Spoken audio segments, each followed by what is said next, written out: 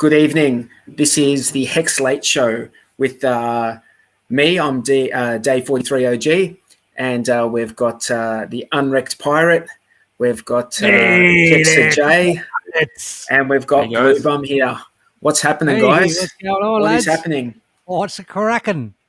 Let me just say, my wife and I were celebrating something very special this evening, and I've got my little glass of spumante, or as they say in Australia, spumante. So, cheers, guys. What? Don't keep us in suspense, mate. What are you celebrating? Oh no. I'll keep that. I'll keep it to myself. But it's something. I'll tell you later. It's good stuff, though. It's good stuff. We might have a gay time. Moving to Italy or Portugal or somewhere. Who knows? He's knocked her up again. Gee, it's a bit quick, mate. It's only a couple of months. Months in, mate. It's maybe going on holiday, having a birthday, going on holiday or something like that, eh? So what's going on? We might have to celebrate with you and have a gay time later. It's hard to have a gay time on your own, isn't it? We should have a gay You're all about those gay times. You're all about the gay times. Yep. All right, guys, what's been going on? Let's talk about Hex. What has been going on? Hey, I'll tell you what's been going on. Like, those crazy Americans have been having a blast over in Las Vegas, and even if we wanted to go, we couldn't because we're locked into Australia. We're not allowed to leave. So, I've just been sitting here in Australia, just jealous, watching all these guys like getting frisked by. Did you see that? Did you see like looking into crypto, getting like frisked by those cops? Hang on a minute. Hold my beer for a second, will you? Because I reckon Aussie girls are better than American girls. But hey, no, I was going to say, just it's breakfast time in America. So even though it's a late show here, all of these Yankees will be just getting out of bed, having their little cups of coffee and whatnot, and they'll be tuning in if they're Hexicans to watch us have a talk about Hex, crypto, and whatnot. But and I got news for the Americans as well, by the way, because we had the first official meetup in Australia on Friday night. Is that right, Blue Bum? We were Blue Bum as a witness. We had Hex signs, we had girls, we had all the fruit out on the table. And we was just shilling like there's no tomorrow. Hexy Babe was there. We had her husband Ray was there. We had a good old time. We had the Thai restaurant, mate. That was like, and guess what? America was doing then? Sleeping. Sorry, boys, you missed it. We front run you and we rug pulled you, and we dumped on your heads, just like that, isn't it? It was good to see Sammy could get along to the event as well. No, we had Sammy, of course. She was the cutout. She was our what they call it, our cheerleader, mascot, the entourage. That's right. But no, it was good. I did see that. I did see that looking into crypto because like I have an eye for a girl, and I sniff them out and I know where to find them, and that was a good one. I'll pay that. I looked like everyone was having an absolute blast over there. So yeah, you're right. It was hard to sit there and watch everyone having all that fun and not feel a little bit jealous. But yeah, our day will come. We'll get over there and we'll be able to meet everyone. But yeah, really looking forward to when we can get off this island. There's the tangent. Oh, let's go. Sorry, I'm late, guys. Late? That's right. You're just getting off another stream, aren't you? Hello, how's it going? Good. So anyway, there you go. Yeah, the team. Hey, can I just interject and we go back to the Hexican meetup? We talk about that because look, we had a Bluey. We had a great time down in Nimbin, and anyone who hasn't been to Nimbin knows that what Nimbin's famous for, or what it's known for. It's known for cultivation. And I found a little treat, and I found a little treat down there, a little product that you might be interested in. Ladies, Sammy, now that you've just come on, look at this. I've got this beautiful thing here. Do you know what that is? It's made out of hemp. Beautiful. Is it? Yeah. It's Click Gel. What is it? Click Gel. And there's another one here, look. Yeah, G-Spot cream, mate. And I highly endorse this G-Spot cream. if you want, ladies, if you boys over there in America haven't been down to Nimbin, get over to Nimbin, mate. Get into that stuff, and you'll have the ladies wrapped around your finger with one of these. Don't worry about that. I field tested it. All right. Sorry. Get back. You go back to what you're talking about now. Day 43. Sorry to interrupt. A tangent was just introducing myself, and I'm just going to go to grab a bit of a gay time now, and I'll be back in a sec. I just want to. I've got to say, tangent. You've been ripping it up with your streams lately on your channel. That's and just for anyone who's watching on Hex Tangents, like his name, Hex Tangent, Hex _ Tangent. That's your YouTube channel, isn't it? Yep. Yep. So you guys go subscribe to Hex Tangent's channel, man.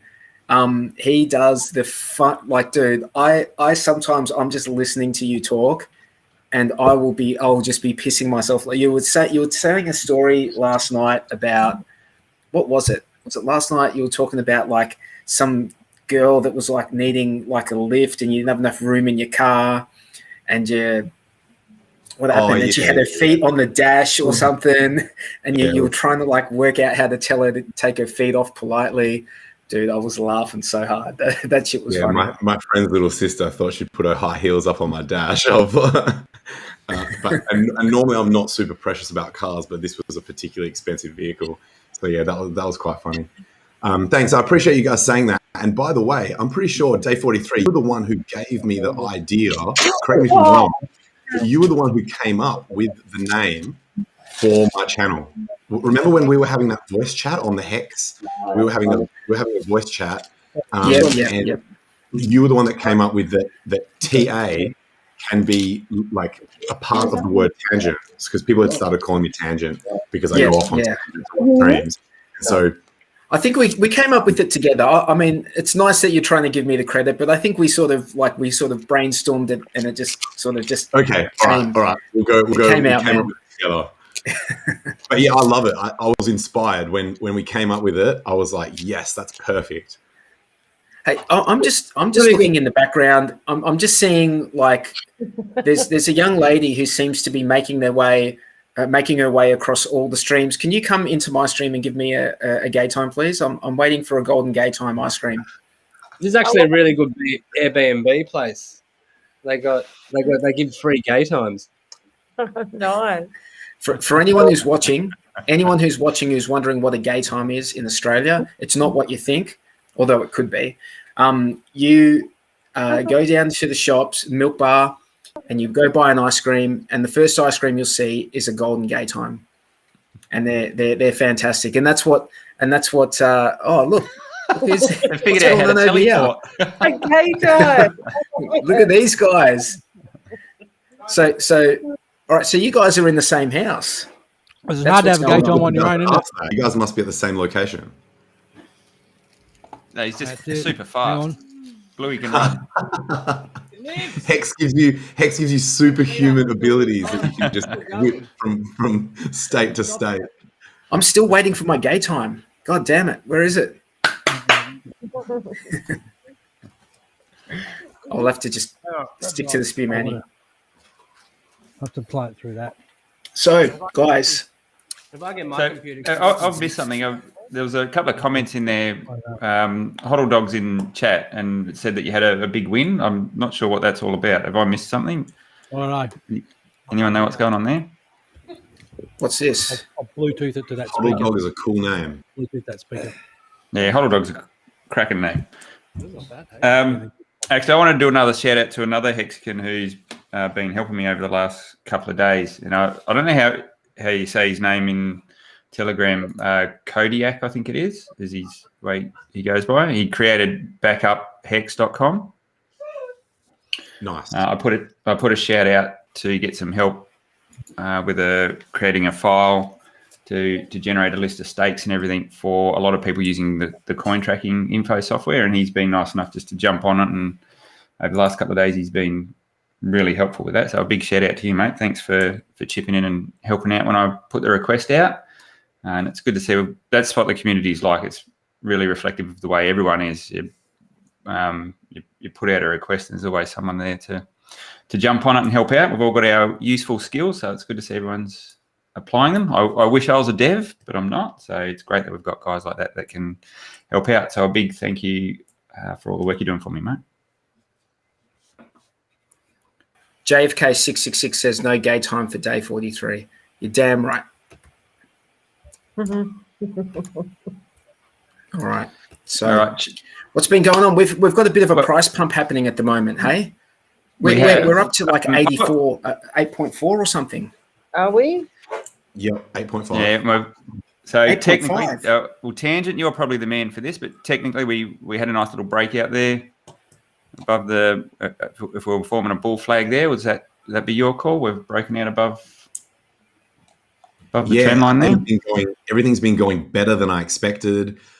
Some of the technical analysis lines that I've got, like the GAN fan and the fib retracement, and in fact, it was actually one of you guys, or maybe Crypto Vince, that inspired me to do a new fib retracement on the most recent price decline down to 6.6 cents, and these levels have just been definitely significant. You can see things bouncing around. If you want to pull my screen up at all, and now we're actually at another fib level according to that. So these diagonal lines that are coming through here with color that's the GAN extensions, and this is the fib retracement tool, this one that goes from here down to here, and you can see this level here. So price was rejected there, then came down, retested support at the fib below, then went up again. And now we're above this GAN fan extension, and it looks like we found support on there, and we're moving up. And this slightly purplish line, I know that's not completely in line with that fib extension, but that's from the fib extension of the previous decline.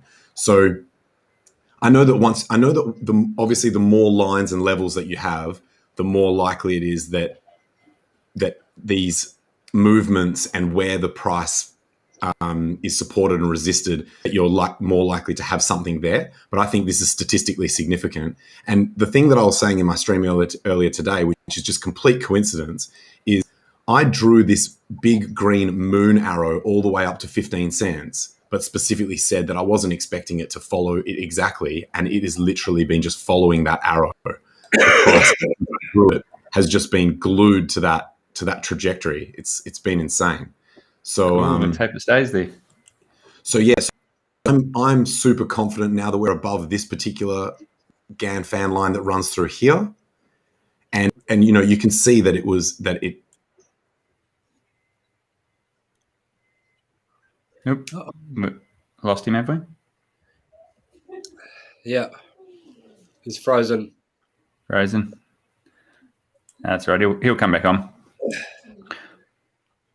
Yep. So the long and short of that, we've been pumping, and it's looking pretty good. So hopefully we'll get back up to all-time highs, which was around just below the 10-cent mark.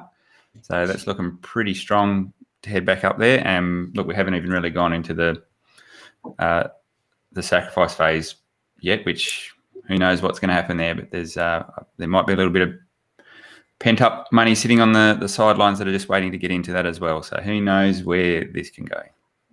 I was listening to Laura Shin's show just before, and she had on one of the main devs, Ethereum devs, like the guy who I think he directs a whole lot of the development work. And it was him and somebody else, and they were just talking about how it's impossible to fork Ethereum because of the whole system state, and because of all the stable coins, and because of like all the DeFi stuff that's so dependent on all these stable coins. And I think they don't know what's coming. Like the way they were talking about it, they have no clue. That's what I said. There's a lot of people that are totally clueless, and that represents an absolutely massive opportunity for us as Hexicans, because we are so far ahead of the game in terms of we know what's going on, but more importantly, we know we've listened to what Richard's got to say, and I want to talk more about that, about his recent stream. But we know how he operates. We know he's legit. Everyone's got a lot more faith this time around because we've already been through a lot together, and we've seen how everything's played out. So I think there's, from a Hexagon's point of view, the confidence in this project is going to be a lot. Well, there is going to be a lot more confidence when it kicks off. But yeah, what was said on that stream the other night with the XRP developer, man, that just, what Richard was talking about, that addressed some of the issues or the concerns I was a little bit worried about, and it just made me super bullish on how this is going to go. So I'm happy to talk a bit more about that as we go through the rest of the chat. But yeah, we've definitely got a massive leg up, and we'll get into this thing super early, so much earlier than the rest of crypto, and they'll either come and join us late in the sacrifice phase, or they'll miss that all entirely, and when it launches, that's when they'll get in. And imagine all the people who are going to have no clue that they're getting all these free coins. Yeah, and they're just going to like word's going to spread so quickly. Hey, so I think the biggest thing, all the exchanges, ranking sites, all those guys, they're going to get their hand forced, because a whole airdrop's going to happen, and there's a lot of people that are going to be entitled to it, and it's going to have value.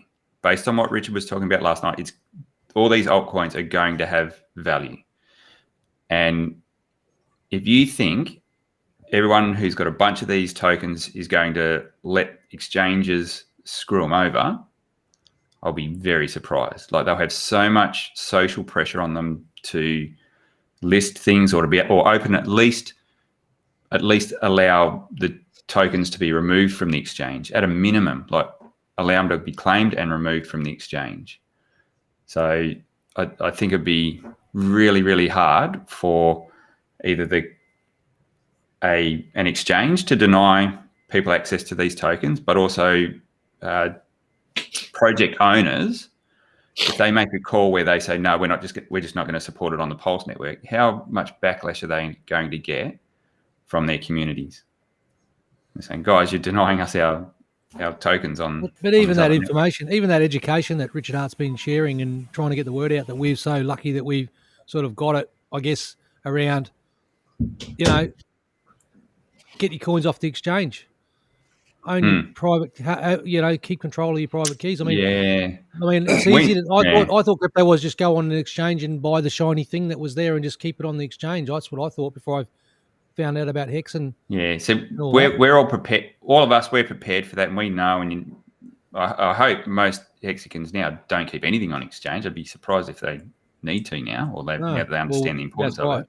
Exactly. But there's going to be a lot of people that a lot of new guys as well that just don't care or don't know, and they're never going to get their stuff off in time for the launch. I don't think. Hey, Blue, we did a 1-2 tag team on a local girl up at where were we, over on Stratty? I was giving her a bit of a tune up, as you do, like, g'day, how you going, type thing, and then I've just hit her. Hey, I just hit her with the, hey, you want to hear about something really awesome, Hex? And then Bluey's just come in with all the tech, mate. And it's just like, you had her, mate. He had a meeting with her and everything. So we're helping people. It's good, isn't it? Feel good when you help others. Yeah. Yeah. Well, she had no idea about crypto. Like, no, we take all our knowledge for granted. We have a lot of. She was taking loads of notes. She was taking loads of notes in this group. Yep. Like she might be kind of like a node for Stratty. Like, just imagine if all the locals on Stratty just got really rich off Hex. You're going to have these little pockets of people in these different places, hey? Like, who just find out. I know we've started a fair old pocket over here in WA. Yeah, right. yeah, exactly. That's good. So how many did you onboard over the Australia weekend, Australian catch-up weekend? There was some crazy woman at the Black Bear Bar, Jats Crackers, and she's like, I went up to get a drink and she wouldn't let me leave, and there was like a taxidermy pheasant behind the bar, and she was talking about how she'd rescued a tawny frogmouth, and she had it in a freezer, and she wanted me to tell her what to do. And we just had, where do we have a JFK 66? Shout out to JFK 666 too, because he's a bloke who sort of I guess, yeah, man, he printed all these. We were like just handing these out. I said to young Amber, can you just like you know, get your tits out and hand these out down on the street. And she was like, yeah, righto. So who knows? Beer coasters, that's the way to go, isn't it? Get a heap of beer coasters printed up. That's it. That's it. Yep.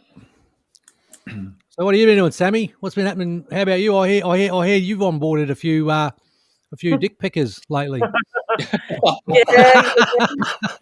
I've been doing all right. I'm bored of a few. Been busy, mate. I've been flat out. I'm training for my new job. So working day by day, training by night. Did that all last week and all doing that all this week. So really busy. And then onboarding in between that. Very good. So how does the onboarding work on? Sorry, what platform was it? It was the first time I'd been on there. So you know, these guys are sort of like sending me messages, and I'm like telling them all about Hex, and then all of a sudden they're becoming Hexicans. So I thought, sweet, why not seize the opportunity? They'll probably be very happy one day that I did, you know, introduce them to it. I had my referral link on Tinder once. I put my referral link on there back in the day. Didn't get any referrals, but nah.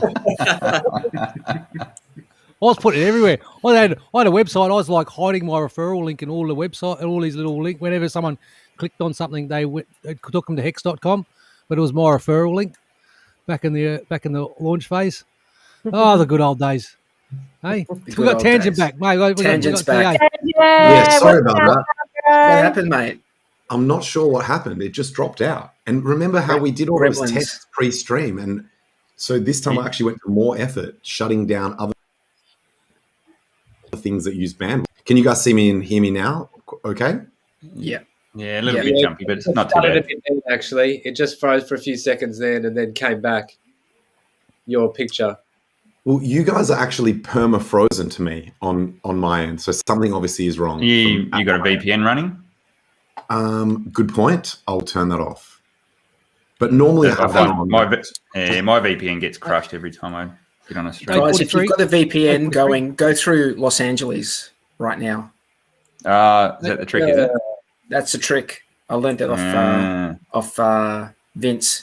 Because we were watching a stream. We were watching, actually, Tangent, we were watching you. Your stream, Tangent, yeah. We were watching your stream, and he was seeing everything perfect, and everything for me was like jumpy. And then I VPN'd through Los Angeles, and everything was sweet. It was like beautiful. So that was for Live. I was going to say, can we do a bit of housekeeping? Day 43. I know you're driving the bus, mate, but can we just share with the audience about the fact that we're joining forces with the Discourse Syndicate Network, and we're going to be streaming on their channel once a week at this time. Well, that's where we are right now. America.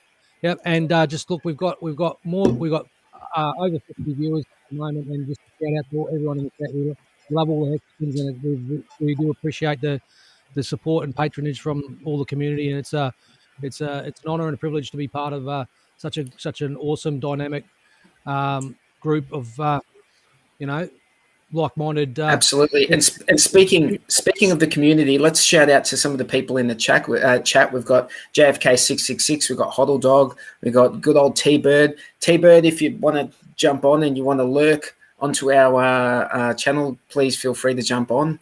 Mate, we went to his house. We've been to T-Bird's house, and I don't want to I don't do any doxing or anything like that, but mate, that guy's got his head screwed on, and he's a really, really bright young man, and he's built a house on his own. He's got a lot going for him. That bloke, I think he'd be a bit of a catch for a young woman. Oh, I think he'd be quite a rooster. That bloke. He's set up a nice little cozy house. He can build stuff. Yeah, he'd be like smashing all the prom queens, like the Hex price, you know. He's going to have plenty of time on his hands soon, so he's going to want to be building things, isn't he? He's sitting around with all his riches, so. Yeah, absolutely. Well, shout out to everyone in the chat as well, like Badjo, the Sapper, Tasty Mango, Sandy B, Flames, Crypto Butler, Hex in Excess. So is what's there happening, guys? Is there any gossip? Mango, what a name! Like I haven't been on much on anything. Like is there any I kind heard of that some people got onto the shrooms in Vegas. Oh, yeah, I saw that tweet from Nerg. Yeah, oh. Did you watch DS today? We need a trip report.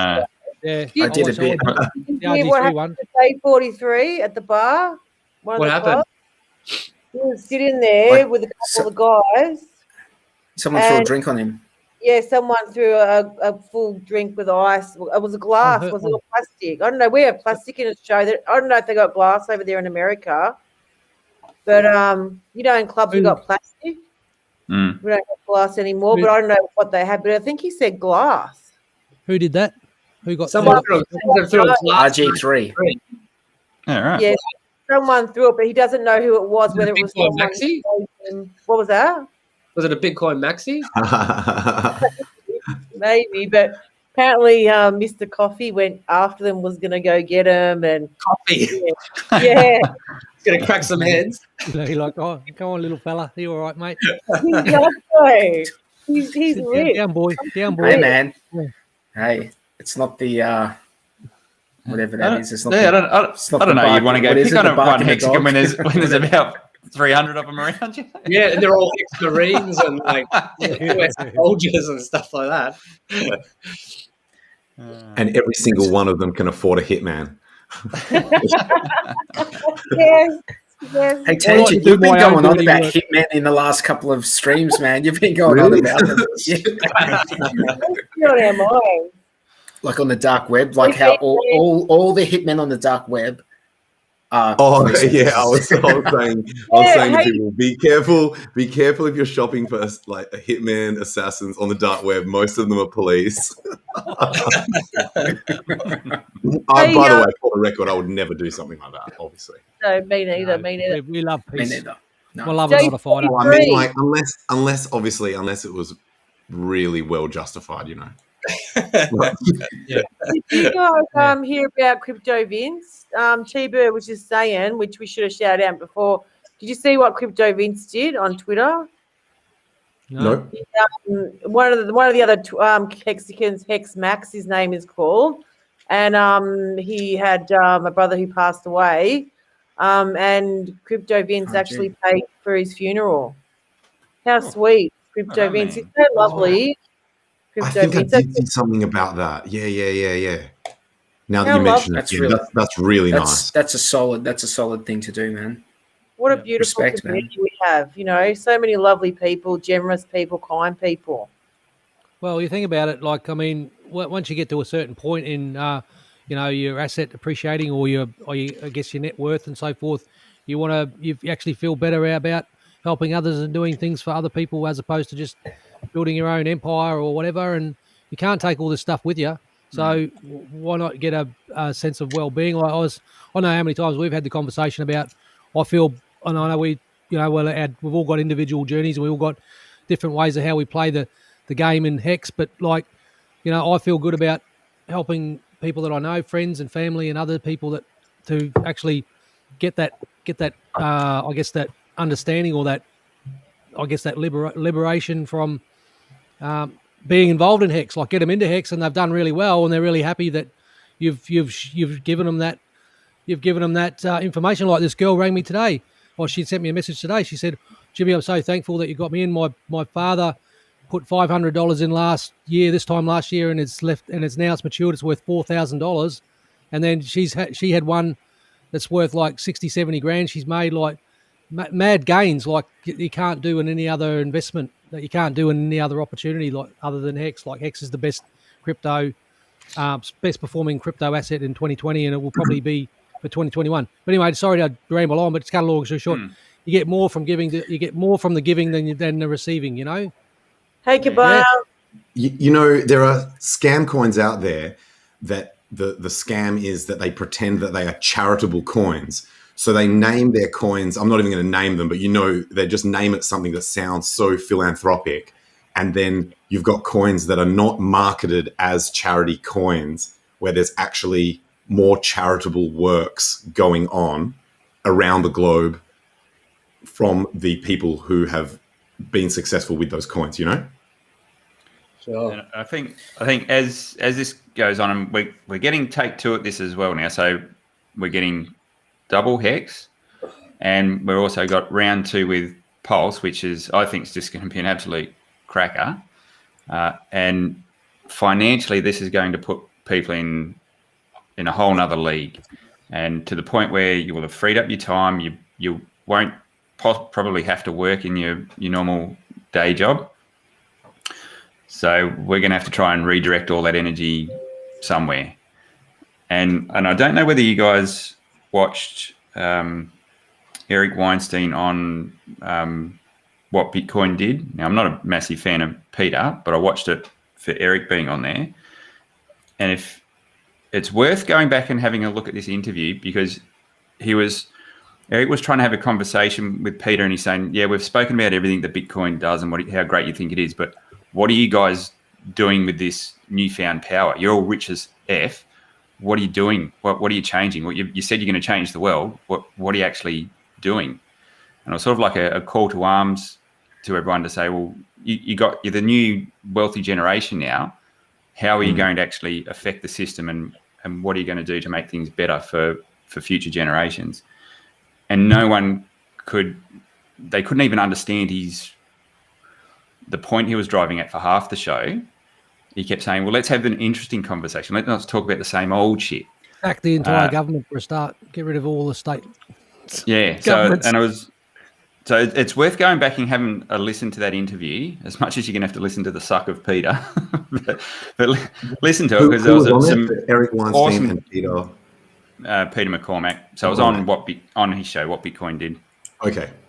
But it was just like he's call to action, and I'd love to get him and Richard on a chat, because half the stuff that he's talking about, Hex is doing, but it just seems to ring true. Like what Eric was wanting to hear out of Peter and all that is exactly what Richard is doing. He's standing up, being a leader, and doing things at his own personal cost to better a lot of people, and try and get things off. Yeah, try and get things off on the right foot and actually instigate some change. And I think Richard understands that if you make enough people wealthy and hopefully focus their energies in a good direction, which I think he seems to be trying to do, obviously with the life extension stuff, you can actually affect a lot of change in the world. So yeah, go back and watch it, and it'll make you think, well, okay, great, this is really good. We're making a bit of money here, but what are we going to do with it? And to steal a quote from Richard, just be the change you want to see in the world. Go on, Blue. Yeah.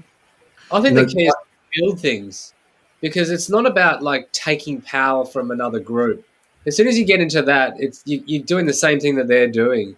It's about, and the thing about Hex is that he just went out and built it. You know what I mean? He just went out and got it done, and it's now people are taking advantage of it with their own free will. And so it's just building stuff like that, I reckon, is the way to go. We don't have to permission and and the thoughtfulness that went into the design. So Richard obviously put a lot of thought into how he designed Hex. Like what are the functions? What do they do? Who is running the functions? Who's responsible? Who's doing the work? All these things are important. And if you look at that, just to touch on that, and I know we talk about this ad nauseum a lot, human behaviors. But when you talk about human behavior, and we talk about like science, mathematics, engineering, technology, that machine is not sort of like like to actually be able to integrate the human factors into that is next level. It's next level, and we know that he's a smart guy. He's to me, he's one of the smartest guys ever in the world. And like when you hear him talk, he's a cocky, brashy bro, and he's got all the money and everything. But like just that integration of that science, computer science, technology, and human behaviors, and that's next level shit, eh? 43. You've got a band hammer, mate. Why don't you go use it? I have. I can't even see the chat. Just let him say his word. Just let him say whatever he wants to say. He's not being offensive. He's just giving him chat. Do you guys pull up the thing, the stream? Hey, Dustin, we will say whatever we want because we're on our stream, doing our stream, talking about whatever we want. So if you don't like it, why don't you go fuck yourself, mate? What does he think we've said that's so controversial? Everything we've said is 100% legit. Yeah. Or ask a question if you want, Dustin, or or come on if you really want to show your whatever. I was just. So is that right? Have I got the ability to ban people? No, I think because we're on Discourse Syndicate, unless you're a I can. I should be able to. Do you want me to mute him? Oh no, it's cool. I've never had such power. I could put him in time out. If you want. Into the penalty box. It's up to you guys. Otherwise, if you want to. No, it's all good. No, it's all good. All right, let me know. Yeah. So I was just going to say with Richard, I've noticed some of his reply tweets where he tweet replies to people's stuff. People say things on Twitter and they don't even realize that what they're describing is actually probably because, their commentary might be towards Bitcoin or some other coin. But they don't even realize that it's actually more appropriate towards Hex, that Hex is actually better fulfilling those particular things that someone's either complaining about or promoting as a good thing. And Richard will just put in a cheeky little reply that's like something super short where he's just like agreed or something like that, where, Hexicans and anyone who wants to look into what he's about will see that he's referring to Hex in that reply. So it's quite good. And I've started trying to do that sort of thing as well. So we were all wrong about Richard waiting on the announcement that he might do it during Vegas, eh? He's just waiting on his devs. He's going to get it up when the devs get it done. All right, hey? so everyone go around the room, make a call. When do you think it's going to go? When's good. the sacrifice? I wouldn't be surprised because I was listening to these guys. EIP 1559 is coming out. They're already on test nets, and it's probably going to come out like mid-July or August. And I've got the feeling that Richard would want to do it before EIP 1559 because EIP 1559 changes the fee structure. I mean, then again, maybe he's just got his own kind of fee thing, and it doesn't make any difference actually when I come to think of it. So maybe it's not important. I don't know. I don't think he'll be going on their timeline. He'll be doing his own thing. Yeah, but I was just thinking. I've got the feeling he might want to even make it a lot quicker. Like the 30 days, I reckon that's too long. But when do you think the sack phase will start? What's your prediction? Oh, it's got to be days away. It's got to be days away. I've thought that for a few weeks now.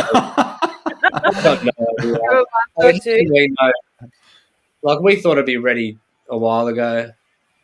So I reckon the first couple of days of July. I'm going to say the 4th of July. Independence Day.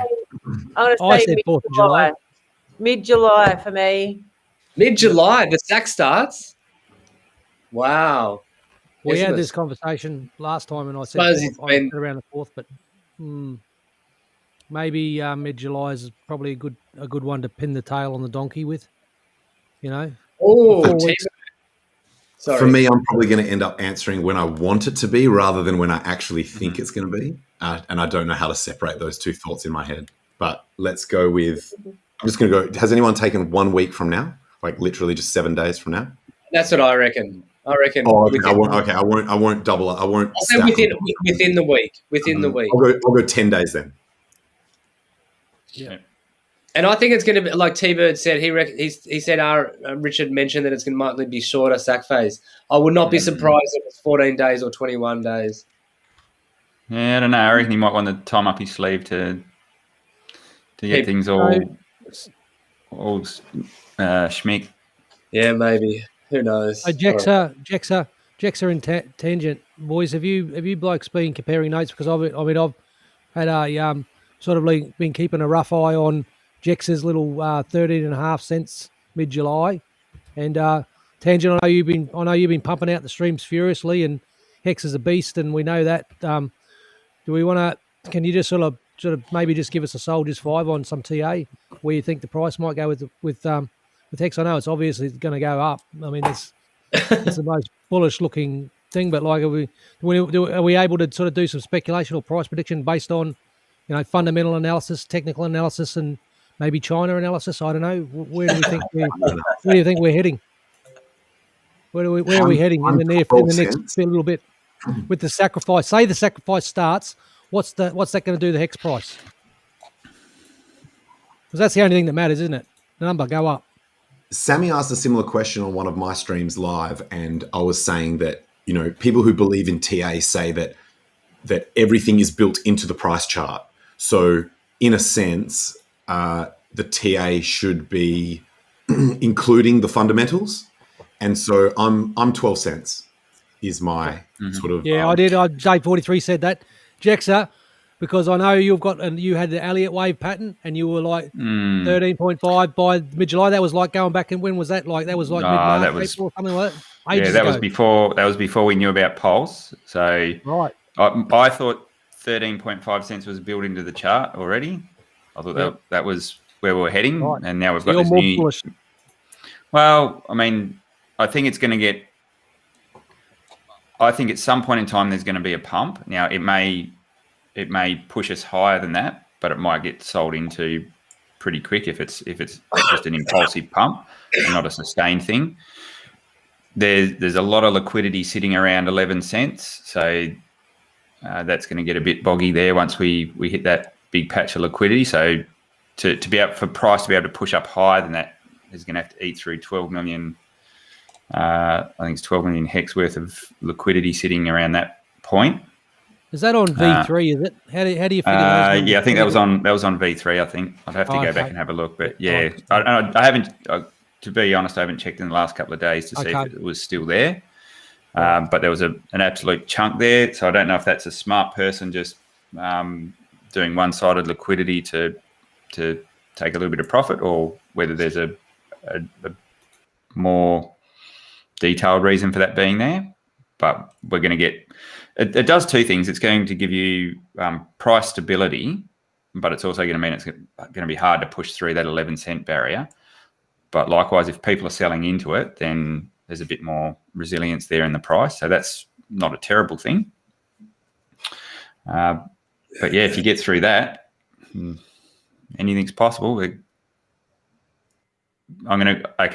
my prediction. I think we already had 13.5 on the cards. Over the sacrifice phase, let's call it 33 cents. Woohoo! Wow. 33 cents. That's not the first time someone said 33 cents, mate. I'm not saying that it'll stay there, but there might be a massive pump. So that's over a 3x. Yeah. What's that? So over a 3x from here. So do you think? In fact, over a 3x. Do you think everyone that's going in the sacrifice? Do you think they've put their funds into Hex already? No, not yet. So yeah, I agree that there's definitely pump to occur. But how did you go from? I thought you were at one point you were talking about 11 cents and saying that there was resistance around there. And yeah, then, there will be. Yeah. How did you get from there to 33 cents? Plucked it out of my ass. Nice. No, so I was just looking at this latest fib extension. There's at about 11.5 cents. There's a fib extension at that level, and then obviously at the 12 cents is from the previous fib tool. And so yeah, I mean, I would love to see prices up. I mean, look at how close we are to all-time highs. That's bullish, and we have just absolutely smashed. We are no longer making lower highs. So see how this was in a downtrend. So now I'm now bullish short, medium, and long term, and ultra long term. So I'm just bull on every time frame. I'm bullish.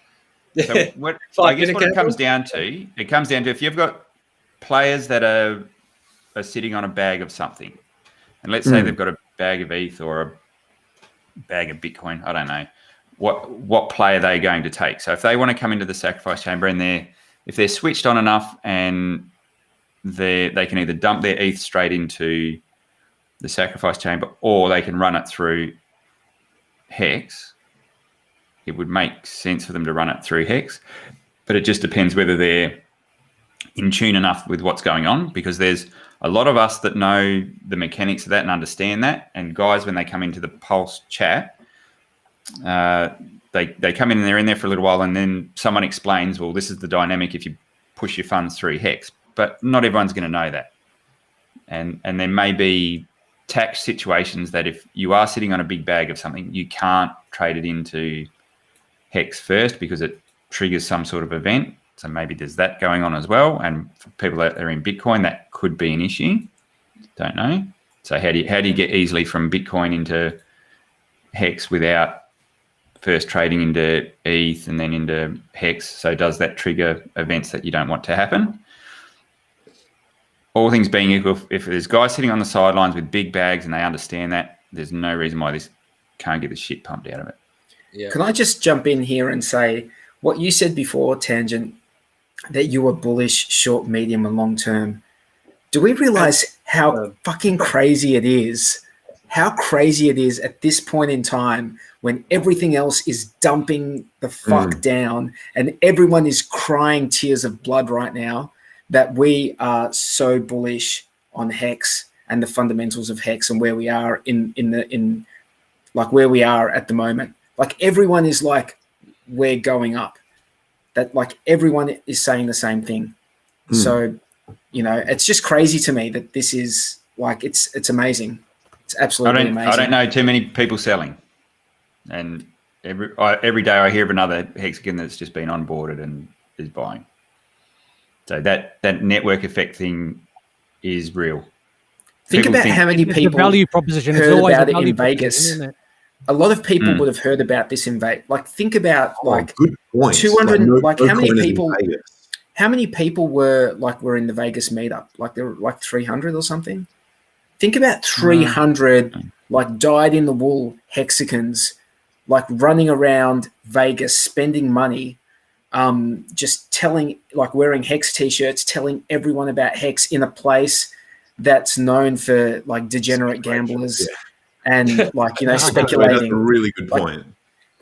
think about like what that might mean in a few days when it just when it starts to resonate with these people, when they start checking it out and they see what's going on. They think, oh, you know, I might have a go. If not Hex, they're definitely going to be thinking about Pulse. You know, Maddie's having another Hex meetup in March of next year. Did you see that? Oh yeah. We should go to that. I did. I seen something, but I didn't think anything was sort of. I thought it was just a brief throwaway comment. But yeah, hopefully it would be nice to get over there and enjoy it. Do you think we'll be able to get out of here? Like, seriously? I don't think we're going anywhere in a hurry, to be honest. Hey, the Australian government's selling Black Hawks. We just buy a Black Hawk. We'll get a Hercules and a couple of Black Hawks, mate. We'll be over there. Don't worry about that. I'll have twin M60s, mate. I'll be like, do. Can you really buy them? Can you really buy them? The look on Tangent's face is like, obviously I'd get one of these.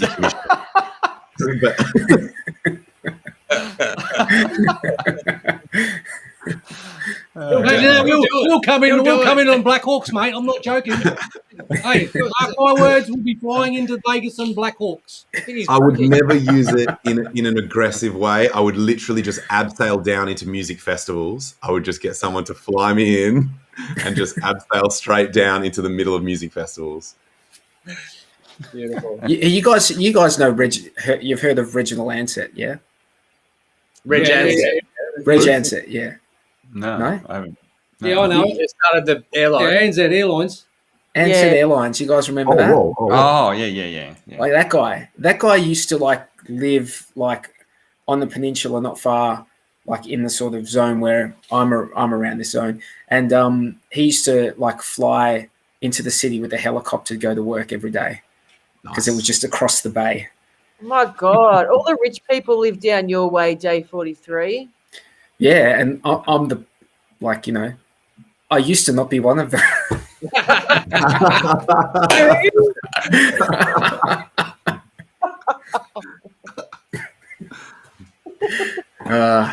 Everyone loves a good rags to riches story. Oh, man. So, what happened to you? You had a few tricks up your sleeve, Unwrecked. What happened to these tricks? What's that? No, I've run out of jokes now. Well, the trick is we made here, Bluey. Look, he didn't. It was kept you in the dark. That me and him were doing the. We're still doing the. Yeah, played like a fiddle, didn't you? Mate, I thought you were going to have. I thought you were going to have jelly wrestlers. Every time I talk to you about a conference, you talk about how the Unwrecked conference is going to have jelly wrestling. Oh, that one, yeah. No, we've got we're in one of our buildings in Australia. We'll be doing the strippers poles and jelly wrestling, of course. So Unwrecked, of course. Unwrecked, I need to know this now. Did Bluey actually buy a car? Yeah, I did. Yeah, he did. Yeah, boy, that would have been that was a very creative story if you hadn't got it. Hey, Tangent, today I was sort of talking about, can we talk about the T-share price and what we're sort of thinking the ETH T-share price? You just read my mind. I was just about to say Sammy wanted to talk about sort of prediction broadly in terms of how things are going to go. And so who wants to start? I reckon they'll be pretty similar for a long time, if not exactly the same for a long time, because they've got like the people with the highest ROI are all people who've been in since now, and so it's not going to ratchet up much more than it is now. So you don't think the velocity of stakes? So if people are doing shorter stakes, ending more often will only after the 50. That's what I'm predicting, that there'll be more people doing shorter and smaller, like various combinations of shorter and smaller stakes, because obviously the gas fees will be a lot lower, so you'll be able to get more creative. That's what I'm personally planning to do, and I think other people will do that. That would increase the T-share rate because they're all shorter stakes. They're not very high ROI. But they buy in at the current price, then they ROI, and they can never buy in at that price again. So if they're constantly doing that, it's going to keep ratcheting it up. I thought it was the longer one that really ratcheted up. Well, anyone will ratchet up, because the moment if you make an ROI, if you make any ROI, and then you restake at that higher price that's just happened for 30 days, you can't get back in at that price again. So it has to inch up each time. So hang on. No, but if someone else has got... Can it stay the same? It can stay the same. It can stay the same. As long as you... Yours might not affect it. Your unstake might not yeah. affect it, right? It might not affect the share rate. I beg it might not. No, because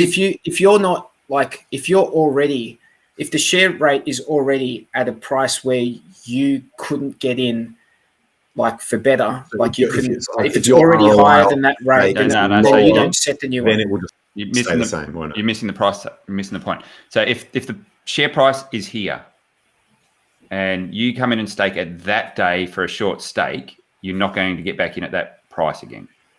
It's going to have to lift up. As soon as you end, you can't get back in at that previous price. You can't. No, you can get in at the same price. You can at the same rate. You can get in at the same rate or higher if someone else doesn't push it up in between. I think what Day 43 is saying, which I think is right, is that if someone does like a really short stake or a really small stake or whatever, and that actually doesn't get you an ROI that's higher than the previous max, then it'll just stay the same. Is that right? Or are you saying every single time any stake ends, you will never be able to buy the same T shares for the same amount, staking for the same length of time?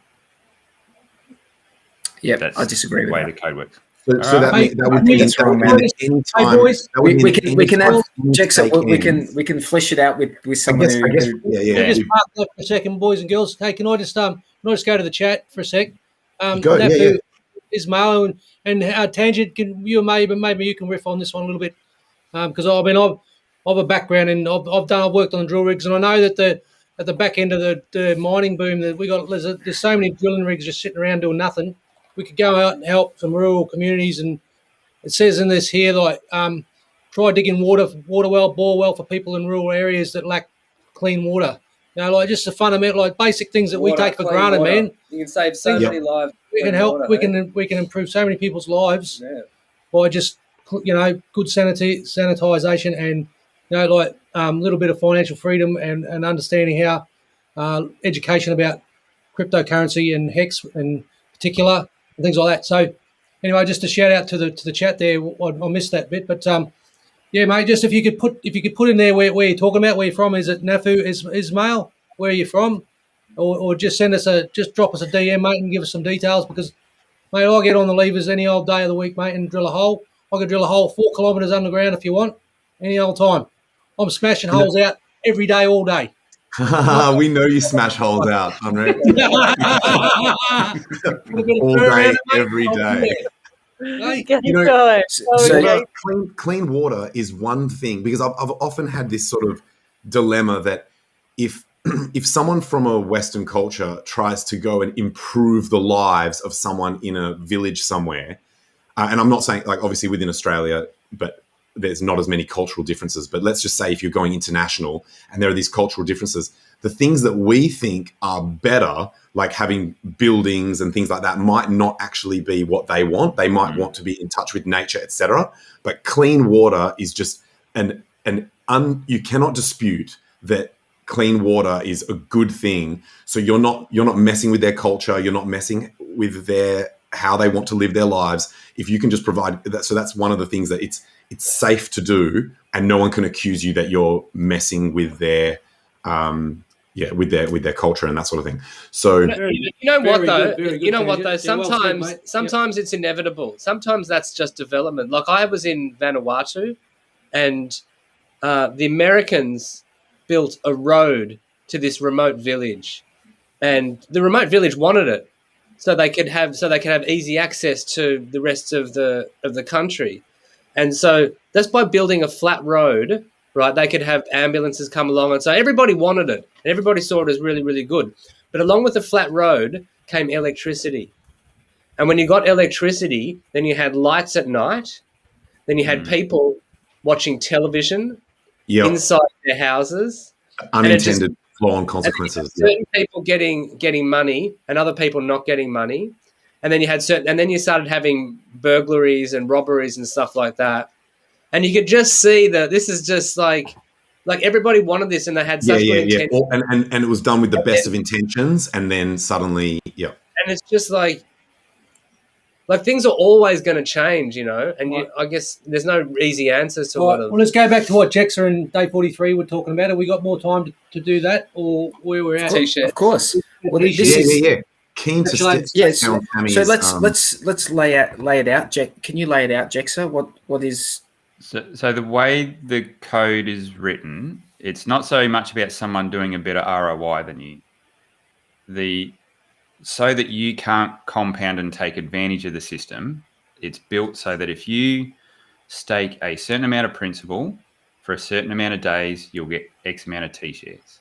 And when your stake ends, if you tried to replicate that, so the same amount of same hex, same length, the rate would ratchet up so that you couldn't. Yeah. What do you mean? Hang on.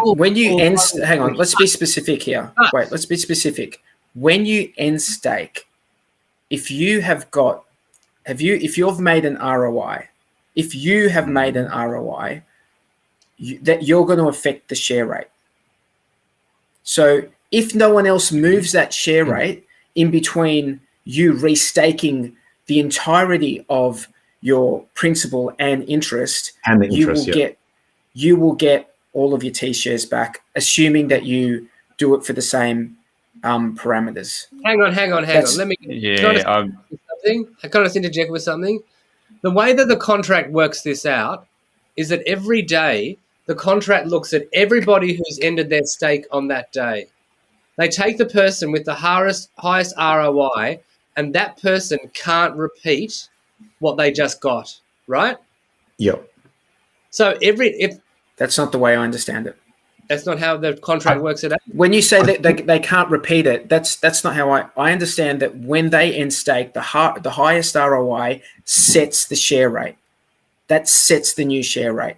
Now, that person with the highest ROI, if they were to restake it they have to wait 24 hours, right? They can't restake it immediately. They're going to wait 24 hours.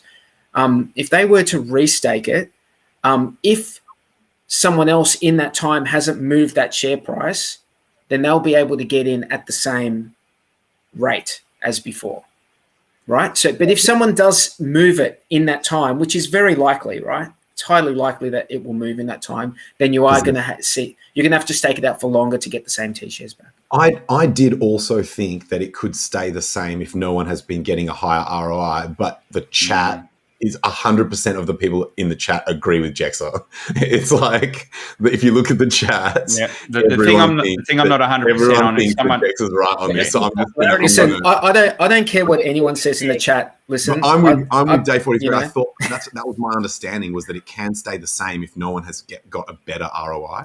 So is it possible that we're talking about two slightly different things? But what we were talking about was someone like shorter stakes ratcheting up the share price. So if people are chiming in now saying Day 43 is right. Oh shit! So the only nuance I'm not sure on is whether it includes the interest component. So if you stake a certain amount of principal, you get your principal back plus your interest. Do you need to restake both of those for the same length of time to get the same T shares? And if that's the case, then that's why it'll keep ratcheting up. No, but so I've asked. I've interest, or is it just in principle? You know, it's principal and interest, and you set, if you've got an ROI, you set that share rate, when you end stake, and if in that 24 hours no one else has any ROI, then you can get in at the same. You can get back in. If you do the same length, then you can take longer. You can stake it for longer and get more too if you don't max out the T-share rate. So there's a whole lot of we went through this, Blue Bum. We went through this about 2 months ago, man. We went through this like we were, we were asking everyone, and I had a lot of people saying no. Every single stake we were talking about every single stake. High baseline's right. We were talking about after. We were talking. That was a different discussion. That was like after 50, like when will the best ROI ever occur in the system? And it's going to be either the big Kurkowski, Barely Crafty, or Unwrecked who get the best, or maybe even Hex Tangent who mentioned that you had a stake that, like a very small stake. 5555 on day 4. Loads of people. Everyone made a stake on the day before big payday. We're talking about like in the first few days of the launch. Like after, like in the first week. That's not going to impact the share price until like 15 or sort of 13 and a bit years from now, right? That's right, guys. If even though I'm actually unsure now, but if we bring this back to the reason why we're even discussing this, is we're talking about Sammy's question of how the share price is going to potentially deviate on the two chains. And so if we're looking at basically, if we assume that on Pulse Chain, people will be doing lots of smaller and shorter or shorter stakes because the gas fees allow it, micro ladders, etc., then if it's the case of what Jex is saying, where every time, no matter what, every time a stake ends, it does impact the share price, then it's likely that the share price, the share rate or whatever, then it's likely the share price will increase more on Pulse Chain than it does on ETH. Otherwise, they're likely to just stay the same. So they're really the two scenarios. Does everyone agree with that? Mm-hmm. I don't see how the shorter stakes ratchet it up. To me, longer stakes have better ROI. There's going to be so many more longer stakes. They don't end. That's the thing. They're not ending. It's the shorter ones that keep ending that will keep pushing it up. Yeah, because remember we're talking about ones that are ending. ROI. But not every stake has to set a new share price. Not every stake has to. Oh, guys, there's someone that wants to come on the stream and they believe that they can explain it. Half an hour. Barely Okay. Crafty. Okay, Barely Yeah, Crafty. of course, Barely Crafty, of Yeah. course. Let me get my borracho. You've got a way to send him the link? Yeah, of course. Hey, I'll get it to you. Can I show everyone my new Hex T-shirt? Yeah. Alan? Hey, Oh, that is Barely, I'm just awesome. going to send it to you. I'm going to send it to you in Telegram. Sammy, That's that okay. is awesome. I love it. Yeah, it's cool. I got to pick which one I wanted and everything. Thanks so much, Maddie. You're probably not watching. He's probably in bed after Vegas weekend. What did you have to do for that? Sammy? What did you have to do to win that? It was just my testimonial. Oh, righto. Nice. Beauty. Yeah, I like that shirt. I saw Chloe wearing one of those. It's rather tasty as well. Yeah. Oh, cool. We'll be down on that like a seagull on a hot chip. Anyway. Crafty's Day 43's nemesis. What's this? What's that about? Sammy, that design is awesome. Like, really awesome. That looks dope. Crafty's my boy. He's my boy.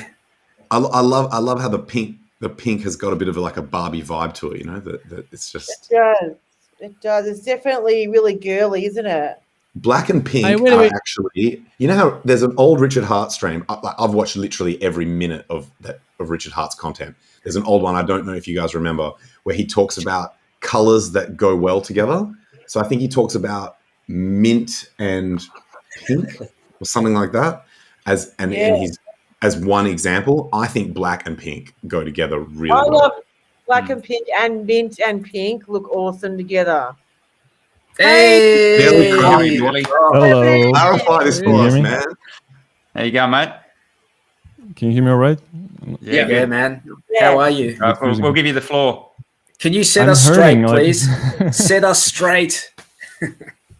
Okay, so first things first, I think share price will be different, very much so, on Pulse chain and Hex. And Ethereum. I think it will ratchet up much faster on Pulse just because of higher staking activity. And as far as what happens, actually, what contract does when stake ends, whatever the stake is, contract knows what was the principal, and contract knows how much interest that stake accrued. So the only question, so the contract has all the data points. The only question the contract needs to be answered is, if you stake the same, if you cumulatively stake interest plus principal for the same amount of days, will you get more T-shares? And if the answer to that question is yes, you would get more T-shares, that would pushes the share price up. If someone else in the meantime pushed it up already, so you wouldn't get more T-shares with your interest and principal combined for the same amount of days, then your stake does not affect the share price. And as far as Blue Bump's comments, that the highest ROI matters, it is not the truth. The lowest ROI might push the share price up if no one stakes in between. Let's think about this. Let's find a 3-day window when no one stakes but me, and I will stake 1 hex for 1 day, and no one will be there to ratchet it up higher. My stake with lowest possible ROI will push it up. It will be insignificant. It will be just a tiny amount, but it will still push it up for everyone. I guess I'm assuming that that in the first year, people would have done stakes on all of the rest of the days of year 2, 3, 4, 5, 6, 7, like, or most of them at least. You know what I mean? Like, I think it'd be very hard to find a 3-day period where there's no stakes, eh? You could find that was just 10 to 15 that was just years, an example. probably. In 10 to 15 years, fair enough, yeah. But, like, in the first 10 years, like, most of those stakes are going to be, like, most of the days are filled up from, you know, probably Jan, Feb, March. I think that was just Barely Crafty was just illustrating. He was just like illustrating the point that if there was a 3-day period and you only staked 1 hex, right, and you got an ROI, then that would still push up the share rate, even an insignificant amount. Yeah. Yeah, what I was saying is that the lowest ROI is able to push it up still. It doesn't have to be the highest ROI. That's the misconception we've been dealing with for quite some time. It doesn't have to be the highest ROI, no. Barely Crafty, can I ask a question? Dexter was right then. So statistically, it's more likely that with more stakes ending more frequently on Pulse Chain, assuming that that's the case, we don't know for sure, but it seems logical that that's the case, then statistically there's just more chance that will be lifting more often. Exactly, yeah. That's why Jackson was absolutely correct. And Okay. I just had to jump on and support You James. explained it. You explained it much Yeah, better. thanks for clarifying that. You can stay on if you want. And your ASMR voice just made it perfect. Oh, thank So you. Billy What's Craft, But Sorry, what's you don't have ASMR? to. What's that? But hang on, What's can I just barely, just so that I'm clear, can you have a period of time where there's no, like, you're not getting like a ratcheting up of that Where stakes are ending, but it's not moving up. Yeah, that's because that's what day 43 and I were saying, that stakes can end and it doesn't move up. No, the only be rare though, wouldn't it? scenario when your stake doesn't push it up is if someone else already pushed it up higher. So it is possible. Maybe theoretically you could, but I just That's no, but that's what I was. So that's what I was saying. Let's say someone staked, someone maxed out bigger pays better, right? And someone staked 150 million hex for one day. Then they will, their ROI will be higher than someone staking small amount of hex, even for, let's say, 2 days or 3 days. And he will push it up sooner. After just 1 day, he will already bump it up. And then 3 day stake for smaller amount of hex will not affect the global share price. Under the waterline. It's under the waterline. Okay, so that's what I was trying to. That's what Dave was saying. Yeah. the EHEX share rate in US dollars can't go down. So what's gonna happen to it? Can go down in US dollars. No, it can go down in US dollars. Yeah. Can't go down in hex. Okay, it can't go down in hex, but it can go down in USD. Fair enough. No, I get ya. Don't worry about my question. It's a very nuanced system, isn't it? Like you. So Jake, I think maybe we were both like, I think either we were both wrong, bro. Either we were both wrong, or we're both right. Correct. We were just arguing. We were arguing subtly different points, and I actually called that. By the way, I said I think we might be talking about slightly different things, and that's why it sounds like we're disagreeing, but we're actually all correct. I'll go with that. Well, it all works. It does what it does. It does what it does. Yeah. So what's been happening, Crafty? I heard you making a coin. What was your coin called? What was the coin you were making called? Why are you pushing me under the bus, man? Come on. That's how we roll. That's how we roll right here, young man. Sink or swim. You know, with Pulse Chain, that's going to open the door to you can still be a dedicated hexagon and you still be able to, because you know what I mean. I really liked his name. You can be a shitcoinologist as well. You can basically be on Pulse Chain, and we can be doing. You're supporting Pulse Chain by creating a coin on Pulse. You are supporting Pulse Chain. If it's on Pulse, yeah. You're actually supporting the price. If you get trading volume on Pulse Chain with your shitcoin that you create, you are actually contributing to the fee burning that's going to pump that Pulse price. So you're if you create a shitcoin, but you had a really good name. What was the name that you came up with? Crafty coin. What was it? I can't remember what it was. I heard it on. Are you joking or not? No. It's a crafty coin. I heard it on Wake Up Hex. I heard barely you say a coin. Barely a coin. That was right. Barely. Oh, that one. Barely crafted coin. Right. Yeah. Barely crafted coin. I would buy it, bro. I would buy it. You make that coin, I'm buying it. Gentlemen. Yeah. Why not? Yeah, you can have that face. Creating NFTs on Pulse Chain should be also good for the ecosystem, right? So we should start doing that. You can have that face of yours there with that little picture. That'll be a good NFT. I might screenshot that right now and put it in my file. Sammy, you might have some images you can make NFTs from the, the stuff you've been. Yeah, those hex memes, Sammy. Those baby hex memes. When are we seeing some more action shots, mate? I might bring out a Pulse collection just for you. Yeah. So I've got to ask the question: have you got all the Barbies in your arrangement at your home and take photos? Is that the way it's done? No, I'm a cheat. I get all mine online. But you know what? When I get my Richard Hart doll, because I've got the NFT, Oh, yes. I'm gonna do some live action films and release them on Twitter. So it'll be a lot of fun, I think. Cunning plan. I like Hell it. yes. So I reckon make sure you monetize that. You heard it here, folks. Richard Hart NFTs. Richard and his harem of Barbie dolls by Sammy Chicker. You know, your parents would have been worried about you playing with Barbie dolls and when you were a little girl. Judging by some of those memes. Hey, they're good. They're really good. I love them. I love that. So I love them. I know you love them. Hey, Barely, just when do you think this Pulse thing is going to happen? Oh yeah, throw down. Oh, next week. The Next second week? one. Next week. Everyone seems to be pretty keen for next week. It's on. Let's make it happen. Mid-July. Someone tell Richard we've already decided for him. We've taken the decision out of his hands. Give us an address, or we're just going to start sending the shit somewhere. Jess, I think you might be muted, mate. I heard that.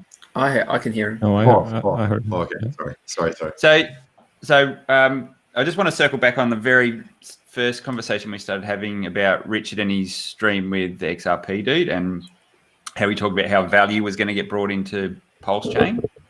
I don't know if you guys sort of picked up on that or you watched that at all. I watched the interview. Yeah, it was good. It was good. Yeah. That guy was actually. I thought that everyone in XRP is completely. I don't even the R word, but that guy was actually pretty sensible. He made some good comments. Yeah. I don't think I've heard anyone. I don't think I've heard anyone like talk with Richard about stuff to do with code and like the technical aspects of things and match it like with him on that, like that guy did. That guy was able, like he could follow. He was following Richard. A lot of other people just like he loses them. So the big takeaway, because one of the big things that I took away from that and what I think is going to be massive for Pulse is was his name Mike? I think it was Mike. He made the comment like, I think he thought everyone believed that they were getting a duplicate of their ERC on Pulse and it was going to be worth the same and they were going to be squillionaires. And he was making the point these things are going to have no value. And Richard drew a line to show how these things are going to get value. And it went something along the lines of this, and I'll phrase it and probably cock it up, but let's have a go.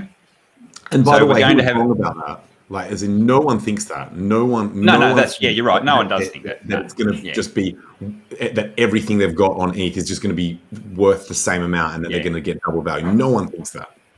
Okay, so I was totally the opposite and thought it'll be hard for things to get a lot of value. Okay, so I was totally the opposite way. And I think there will still be a lot of zombie projects and the like. But the thing that really got me really bullish on Pulse was the way he seen value coming into the system, which was by having the bridge between Pulse and the ETH network, you're linking. So Pulse will trade on the ETH side on Uniswap and wherever. So that creates value between Pulse and ETH. And Pulse is going to be on the Pulse network in all the liquidity pools with all the existing PRC20s that come across. And by virtue of doing that, you're streaming the value through that channel because Pulse has got value on the ETH network. So now Pulse has value on the Pulse network, and it brings along that, what's the right word? The linking of the PRC20 to that Pulse that's got value because they trade together in the DEX. So whatever value Pulse has, it has to have value with these other things because they're going to be sitting there next to it. Now, what that value is obviously going to vary, but that's that channel and that mechanism where value is going to flow into the network. As long as someone adds liquidity. Well, it sounds like it's going to be auto. It's going to be auto, isn't it? Yeah. So he's going to square the ledger on the. He's going to balance the liquidity pools with extra pulse. He's going to drain all the PRC20s and then reload them as liquidity. So then that pulse that's now got value is linked to those. So therefore they have value because whatever ratio you put them in there at, they'll have value. Yep. And then he made the comment that he would much rather see a narrow bridge where pulse was the linkage between the two networks. So value, even more value had to flow into pulse to be that transport mechanism, which is pretty bullish for pulse, I think. Yeah. For the coin value. The pulse price. Yeah. What about this heavy S load? This comment from Hex Hound saying about any tokens with a heavy X load, or say coins with a heavy S load, will quickly gain value on the pulse chain. Is there any, I guess, credibility? Or I don't think it's as cut and dry as that, but yeah, anything like that is expensive to run on the ETH side. And like someone made a comment, I think T-Bird made a comment that it's going to be great for the NFT guys, and it will be. They'll be able to come and NFT guys, they'll be able to come and play to their heart's content on a nice cheap chain. Just once again, it's not as cut and dry. And that they won't be encourageable though. They won't be encouraged though, will it, by Richard? I mean, sure, I reckon it will. Yeah, he'll want them over there for sure. He just wants adoption. So adoption is adoption. Doesn't care where it comes from. Hell yeah, fair enough. Yeah. Okay, that's fair enough. No, that's fair enough. So these sacrifice coins. I'll tell everyone about what do you think might happen with those? I mean, could they be used for liquidity? Because there are going to be a set of coins that can be sacrificed. Some of them will be ERC20s, some may not be. But do you think these coins could be used in the bridges or it didn't sound like you wanted to, it didn't sound like you wanted to make the bridge a buffet. You sounded like you wanted to keep it pretty narrow. But anyone could build it, he said. Yeah, anyone could build it, obviously. Yeah. So what? Just sell them on the. They just get sold for Hex. Don't know. I don't. That would just pump the price, wouldn't it? If they the pulse. So they all have a pulse pair, and if you want to get back to Ethereum, you go through the pulse Ethereum bridge. Yeah. Hey, someone in the chat asked if the sack phase has started. Hex low. No, it hasn't. You only wait till Richard Hart says it on stream to be sure. Yeah, there's already a few scams getting around, so don't until you see it on Richard's Twitter, on the Pulse Chain site, and also there's no reason to panic because the first, normally the reason people get scammed is because they believe there's some time component that is pressuring them to act fast. With this sacrifice phase, it'll be something like the first 3 days that if you get in that window, you will get the same deal as anyone else in that window, assuming that you're at the same size. But in terms of the time bonus, so there's no cause to panic. Don't FOMO into some scam that tells you that you can sacrifice. You've got days to work out whether it's the legit sacrifice or a scam one. But Sammy's absolutely right. It's not, you would wait for Richard to confirm that shit. There is already Pulse PLS tokens getting purchased by people. So don't be that person. It is painful to watch that shit. Oh, mate. It is. Are you serious? People are already doing that. I've had a couple of from people saying, has the sacrifice started? And I'm like, no, that's a Telegram scam group. Don't reply to them. And that's what I say to everyone. Check with Telegram. Check what Richard says on stream. Check at pulsechain.com. Check at pulsechain Twitter. Make sure the address matches on all the platforms before you send any money. And no one's going to DM you with information about the Pulse launch. No one's going to DM you. So if you get a DM with some critical information about the Pulse launch, it is bullshit. Just you have to block them and report them straight away because they're scammers. They're scamming. What do you mean? I have 5 Richard Harts DMing me simultaneously. With a special deal. He rang me once. He promised me a special deal. So these tips are actually excellent tips for all of crypto, not just to do with Pulse. Is that if anyone ever DM you, it's like 99.999% that it's a scam. Just be extra vigilant. There's so much scamming that goes on in crypto. You just need to be so super careful. Yeah, and we can sort of make light of it, but if it ever happens to you, you feel sorry for those people that genuinely got ripped off by, it's just not nice. And then to get really meta, there are scammers who say that they got scammed and try and get empathy from community members to give. So you have to be super careful. Yeah, exactly. Even people who are saying that they got scammed, they can be scammers as well. Yep. That they are actually trying to scam generous community members who are like, oh shit, no honor amongst thieves, and let's chuck in and try and help them out, and then that person can be a scammer. So it's just like, trust no one. It's good advice. Good advice. I'll take that another step further. So what we see a lot in the Hex security Telegram chat is people come into the chat with a genuine problem and say, oh, I've got this problem, and there's scammers lurking in the chat room, and they pick up that you might be a little bit inexperienced, and they see that you've got a problem, and they'll DM you straight away. So when you come into Hex Security, and if you've got issues, do get in there, because the crew of people that are in there helping everyone each day is awesome. But don't only listen to what's in the actual main chat. Yeah, stay in the main chat. Don't post anything that could be used against you, and that may even be just your public address. So don't even post that until you've had a chat with people and work through your issue. They'll DM you and say, oh, hey, I'm an admin from this particular group. What's the problem? Can I help you out? And people that are desperate for help or panicked will fall for that. You're absolutely right. And at least if you stay within the main chat, if someone tries to scam in there, then there will be people in there that will call them out and be like, don't listen to that. That's a scam. Okay. So but they get away with it. People get banned because there's no one else to verify what they're saying is legit. And if anyone wants to message me at Sammy Chica on Twitter, if you're not sure, I'm happy to answer anyone's questions. And can I just say, I bought the second Richard Hart doll, so now I've got the two NFTs. You've got two versions of it. There's two. There's the live streaming doll with the candles and the sci-fi book, and there's one with the dancing, the pink shorts, and the dancing one is so good. So I'll let you know how I go, but I better go, guys. I got to get up for work in the morning. So it was great speaking to you all, and hopefully I catch you again. Take care. See you, Sammy. See you, Sammy. Bye. See you, Sammy. Thanks. Nice to talk to you.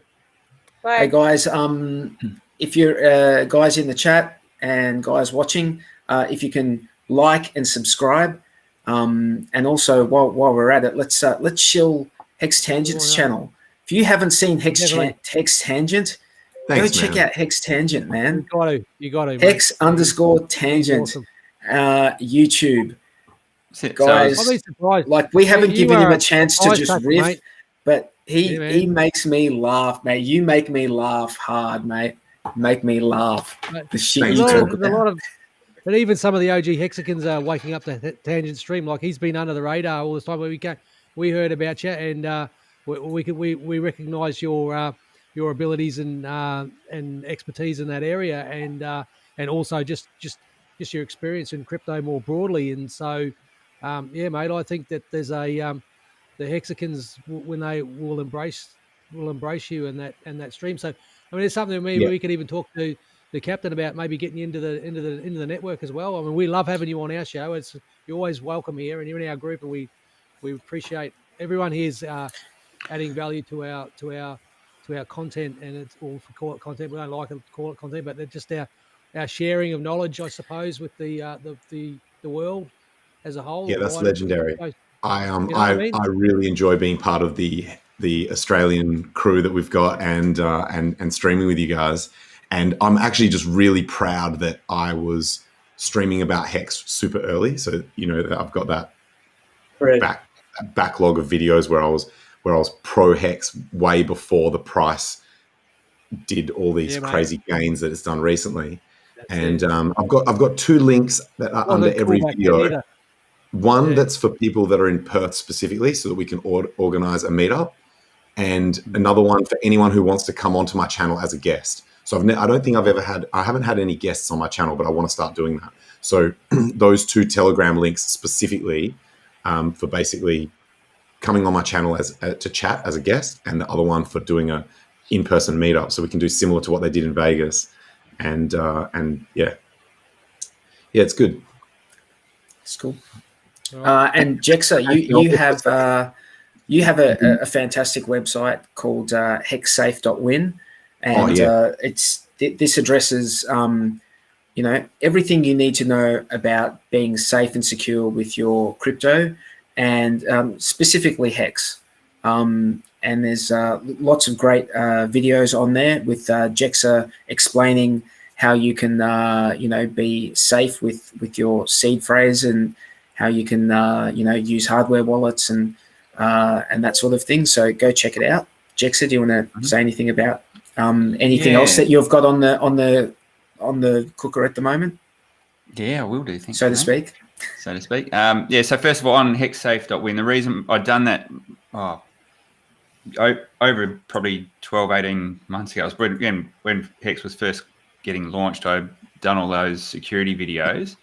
And the reason why I'd done them is I was just in general chat, and you could see there was a lot of people that had no clue about how to look after their crypto well.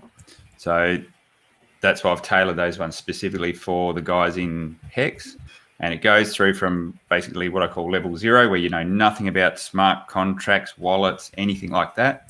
And then it works through up to level 1, where it gives you a little bit more detail about how things work, through to level 2, which is getting quite advanced in doing Shamir secret sharing for your seed phrase and distributed phrases and things like that. So I think there's something there for everyone. And that site is getting hit a lot more now, because we've seen a lot more activity in Hex Security Telegram group, and Hex is getting serious now for a lot of people.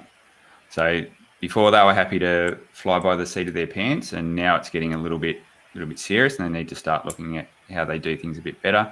So it's good to see those resources actually getting used. And also there's the most common thing I see out there is that a lot of people started out on a MetaMask wallet, which is a hot wallet, and then they realize that what they've got there is just worth more than they can bear to keep on a hot wallet. So they decide to migrate over to a hardware wallet and delete everything off their computer and just have a hardware wallet. So that's something that we see a lot of, and you've got guides on the process there, haven't you? Yeah, so we're seeing a lot of people do what I call seed triage, where it's been in MetaMask, and that's okay up until a point, but now it's getting pretty serious. So how do you it's not the gold standard, but how do we get it off the computer and into a hardware wallet? So the way I refer to it, if you're not using your hardware wallet, it's like driving without a seatbelt, and you don't realize that that's that unsafe until you start using a hardware wallet, and then you go back to doing it without one, and you go, holy shit, it's just so easy for someone to click a button and take the funds. So so that's probably the biggest video that gets the most hits, is how to transition from your MetaMask wallet back onto a hardware wallet. And a plug as well for my other stuff there. It's great to have your seed phrases offline, written down on a bit of paper. Even better to have them stored on a bit of steel. So if you go to hexsafe.win, there's a link to my sister site where you can buy Seed Vault, which is a metal plate where you can actually stamp your seed phrases into. So check that out. What's that site? A link for that? Yeah, that site is bradshawknox.com is the... But you've got a link on the Hex... Yeah, there's a link on hexsafe.win. Yeah. Yeah. If you go to hexsafe.win, there'll be an ad that rotates through and can take you through to the sister site with the Seed Vault. And are you shipping to the US? Yeah, I am. A little bit tricky shipping international at the moment, but it's all shipping pretty much around the world. Get on there, check it out, and if you want to And they're pretty Honest well curiosity. priced, especially for in US dollars. I would say they're pretty well priced. They're pretty well priced in Australian dollars, but US dollars would be, And so I've made them affordable so that there's just no excuses for people to not be doing this shit and looking after their seed words. So get on there and check that out. Good work, mate. Very good. good. And if you really want, you can pay for your stuff in Hex as well. So there you go. Oh, even there you better. go. Perfect. All right.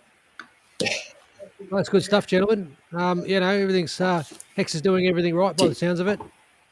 Did we do all the TA? Do we want to have another a last look at this chart? Can I bring up a chart? Your chart. Hey, Jackson, how about tangent? what about Elliott waves? Like you were doing Elliott waves a few months ago. Yeah, well, I haven't got. Unfortunately, because I'm on the streaming setup, I don't have all my charts and everything on anything I want to share. So I'll have to set that up for next time. But that was, those Elliott waves I've done. That's how I got the 13.5 cents by July call and 33 cents by, I think it was November was my sort of predictions before Pulse. So that's why I plucked that other one out of my butt, where I said, well, maybe if we get that push up, it might get up to 33 a bit quicker. Let's take a look at where 33 cents. Oh, actually, no, I already know that's actually out the top. So this fib retracement tool, its highest level was at 17 cents or 17.4 cents. And then off this latest decline, the highest level, and this is not to say that it can't go higher. It's just to say that we're going to exhaust these Fibonacci extensions at just below 20 cents. But, anything's possible. And if we go back and look historically, if I just get some larger candles like daily or something, and then we take a look at where 33 cents is. Or actually, let's look at so see this gray line here? That's the moon parabola that I've been drawing and redrawing. And now we seem to be moving up with it. Look at that. Just by complete coincidence, my moon parabola goes exactly pretty much to 33 cents. Jexa, I think this is the universe telling us, where I just randomly drew this line to. It looks like it agrees with your numbers as well. So my out the arse prediction and your out the arse prediction both predict around that kind of level. And don't forget. It wouldn't be that crazy. Pardon? I was just going to say, on that note, with the out the arse prediction and 33 cents, I like that number 3. Don't forget the I Love Hemp specials down in Nimbin, G-Spot cream, and the old clip gel, and it's getting the late old tonight. clip gel. Everyone should have some. The ladies love it. I was trying it out on my. If you've got one of those, try it out. Try some of that I Love Hemp out. There you go. If you've got one of those, give it a bit of a rub. Might make you give you a little bit of short pink views down there. A little bit of a pleasurable explosion in the underwear at night when it's dark. Do you have any other props? Do you have any other props you want to show us, mate, while we're at it? I do. Hey, I've been to all the tourist stores down there in Nimbin, and have a look at this one. You'll like this one, boys. This is a... No, don't put me on the big screen. Look. Nimbin. Hey, look at that. It's got me Superman Breeze. I'll wear these on the outside when I go to bed. They're really good. So, Unrec, what's the link to your site where you can get all this? Oh, no, mate. No, mate. You got to go to Nimbin for it. You don't just... No, mate. You got to do the real world thing. It's not on a computer. Come on. You're not thinking big enough, Unwrecked. You can have unwrecked clip gel, unwrecked jocks, unwrecked, all that stuff, mate. I might start a business. Hex But you know what? I'm going to go to sleep and make more money tonight than I will if I went and started a business like that. But yeah, there you go. True story. That's true. Hey, I just noticed that on the ETH pair, so Hex against ETH, we actually haven't broken out of this downtrend yet. But I'm expecting that to occur soon. So, you know, I always thought, or recently thought, that Hex against ETH actually looked more bullish because we were closer to previous all-time highs. But now the USD pair has actually overtaken in how bullish. I mean, look how bullish this looks on the dollar pair. That's daily candles. This thing is just pumping strong, so strong. Price performance of Hex recently, so within the last, say, I don't know, 48 hours, has just been so strong.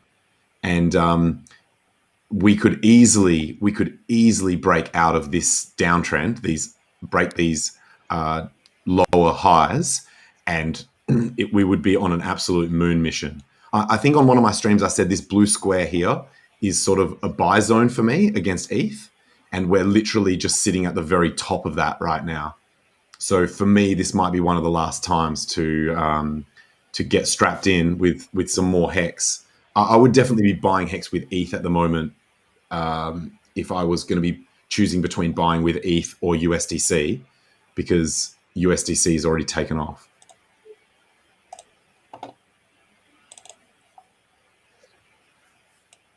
The gas prices are pretty nice at the moment, aren't they? Yep. Our gas prices. What are they right now? I only paid like $17 yesterday in the state. I've been seeing 4 Gwei and 6 Gwei the whole week, pretty much. So. Yeah. So a lot more affordable. Well, this is what I keep saying to people. We think that's affordable now. We're still paying to do an ERC20 transaction $1.50 or $1.60, and we think that's a bargain at the moment. So Pulse Chain's going to reset that human conditioning that's been taking place. It's actually a bit higher at the moment, but I've seen it as low as 5 and 6. Well, the only reason that is like that at the moment is obviously the price of ETH is halved from its recent all-time high. Yeah. But that's if that goes back into another run, whether it's now or 6 months or whatever, those fees are still going to be there. So the S-load fee is not changing. It's not going to get any better. Yeah, listening to the discussion with that ETH dev guy and some other people, it's really when it goes volatile, which is when gas prices start shooting up. Because when it goes volatile is when everyone really wants to change their position in some way. Right. Yeah, panic selling and FOMO buying. Yeah, but even where it is now, at these prices, if the price of ETH goes up in US dollar terms anymore, that's not cheap transfers. Even now where it is, that's not cheap transfers. We think it's cheap because we're used to getting absolutely crushed, but that's not a cheap network. With EIP, it should cost like a cent. Cost like a couple of cents, maybe. Yeah. With EIP 1559, they're going to have a minimum that it's going to cost to do a transaction, and they're going to have how much you would be willing to pay. And you'll be able to put those parameters, putting that parameter in. How much? Do you think that actually fixes the problem? All it does is give stability to some applications, but it doesn't actually. No, not even some applications. I think it maybe makes it a little. It means it's going to be $5 is going to be minimum for a transaction. That's what it's going to be, and I think it's going to shoot up when the times when it's volatile, just like now. Yeah, it's not going to say. I can't see it. Yeah, and it's a demand-based network, and if the demand's there, people are going to pay it. I know. I think they're shooting themselves in the foot. I was listening to how they are trying to solve the problem as well, and it's just like, too many cooks spoiled the broth in this one. Like, there's too much compromising going on with. You just need cheaper fees than what they've got, or people are going to start out-competing ETH. So someone's just put in, Hex Hound's just put in the chat, gas shouldn't be over 20 cents. So just as a comparison, the golden gas off. Just as a comparison, when ETH you were doing a Uniswap transaction on ETH and it was up in above $100, and then you go across onto the Matic network, and I'm not promoting that network, but you go across onto that network and do the same sort of transaction, and it was literally fractions of a cent. Of a cent, yeah. Yeah. So that's what it should be. And if you could do this on and Pulses could potentially open up a Pandora's box. Like if it is successful and he takes the whole Ethereum state over, other people are going to be thinking, why don't we do that? Or something similar, you know what I mean? Like fork Pulse. Change of, and I mean, there's just, and especially if you only need between 30 and 50 validators, but that's not many, hey, to secure a network. Yep. That's enough to secure the network. Like, there's going to be loads of people kind of like. But I think if people try to do something similar, they won't have the community. So no. Yeah, it's a good point. Yeah, it's really about I that. think that is a critical. I think that is a critical part of this. Is that you need people interacting on that network. So I guess it's analogous to when people could just spin up clones of Bitcoin in the early days and just create. So the code could be easily copied, but you can't copy the community. That's the part that you can't just replicate. But I mean, people can try, and they're welcome to. I think it's all good. That's the whole point of this. Is crypto? Everything can be trialed. What did you guys do? What did you guys do with your Bitcoin Cash and your Bitcoin SV after you got them? Yeah, I didn't get Bitcoin SV because I'd got rid of the Bitcoin Cash. Yeah, I didn't get any. Yeah. I dumped Bitcoin Cash. Yeah, so I never got. I never got it. I dumped it pretty early. But I think. Wow. Like we've shown that you can take a chain, or the crypto has shown that you can take a chain that is empty, like BSV, and just because it's Ethereum compatible and is cheap and fast, it'll get adoption. So Pulse, with all the good things that are already on Ethereum coming across and being supported by the original teams, should they choose to do it, that's got to make it a better playground. It's not copying things. They already exist. And I think there's going to be opportunities. So let's just say you got Chainlink on ETH, and arguably they might be the biggest oracle on the ETH network. If they don't choose to come across to the Pulse network, sure as shit, there'll be half a dozen other projects that haven't been able to get the traction, might be better tech, that will step up and take that crown for sure. Yeah, for sure. So, For sure. Hey, shout out to Johnny Chaos in the chat too about the Hex clones. Yeah, they're real bad news, those things. Hey, we are coming. That was hilarious. We have, that was hilarious when those Hex clones, they failed in multiple ways. Do you know how they started and then it was just failure after failure. It was so hilarious. One of them in particular was a massive train wreck, and it's still a massive train wreck. We can talk about it till the cows come home. We can talk about all this till the cows come home, couldn't we? Hey, but we are coming up to time. Where's day 43? You on the levers still, mate. So I think we are on the Discourse Syndicate Network, boys and girls, and we are coming with our weekly streams. I hope you like what we're talking about, and I do appreciate you guys staying up and giving this expertise. And the boys in America and boys and girls in America probably just waking up, having their cup of coffee and tuning in and getting ready. But I think we've got a time. We've got a clock out because KNTX and his crew are coming in to do their wake up with KNTX. So day 43, is that right? You want to lead us out? No, I think you've done a good job, mate. And look, it's barely Crafty is in the KNTX. Are you just going to jump onto that stream straight after this one? If you're around, are you there? Yeah, he's gone to sleep. I was about to say, like, I'm already here. What do you mean? It's hard to have a go time on your own, isn't it? Yeah, Here we all the reason are. I jumped out because you were discussing differences between Pulse Chain Hex and Ethereum Hex, and I just wanted to jump on and mention that people do not realize how different those versions will actually be, because not only share price will be different, total supply will be different. as well, and inflation will be different slightly. It will not be a big difference, but it will still be different on those chains. Yep.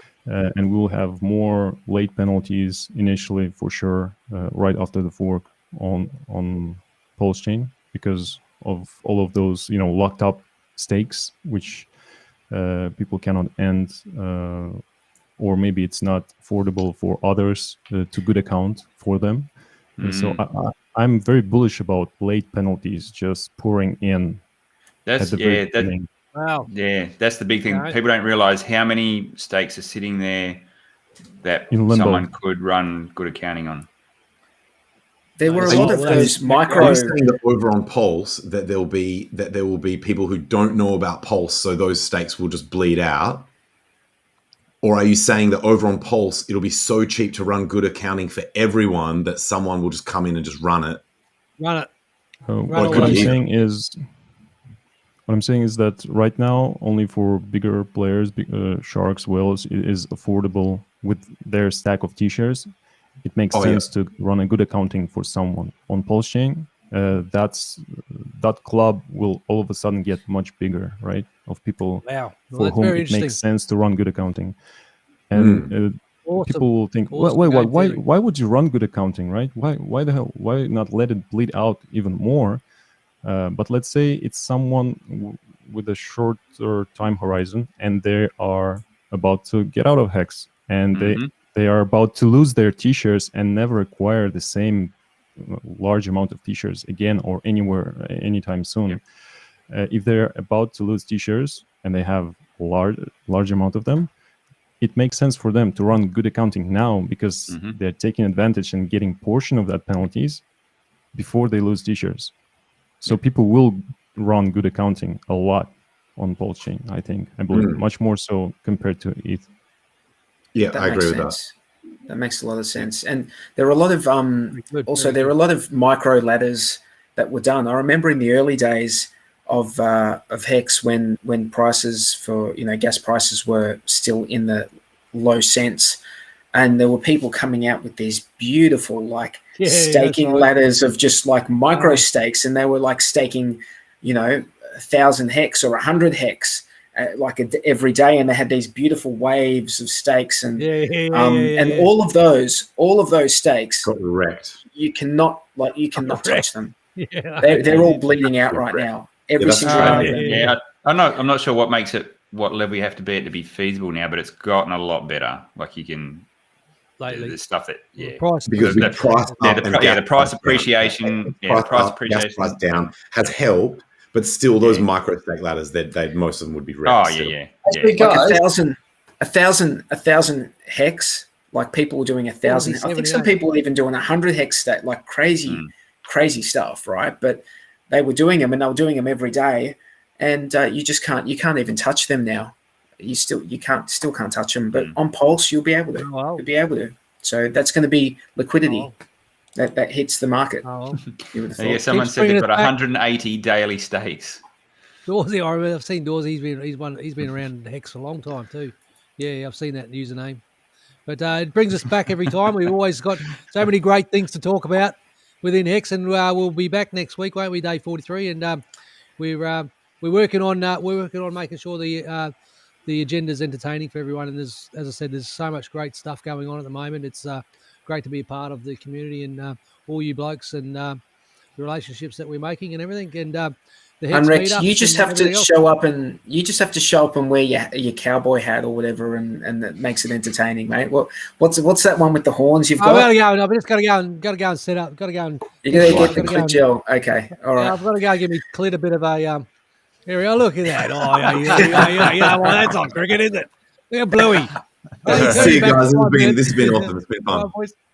This has been fun. Hey, Barely Crafty, cheers, mate. Thanks for coming on stream with us. Barely. We appreciate it, mate. Thanks for your perspective. Thanks for having me. And thanks for clarifying that point and clarifying that I was 100% correct. Thank you, mate. See you later, guys. Have a good night. All right. Cheers. Thanks, everyone in the chat.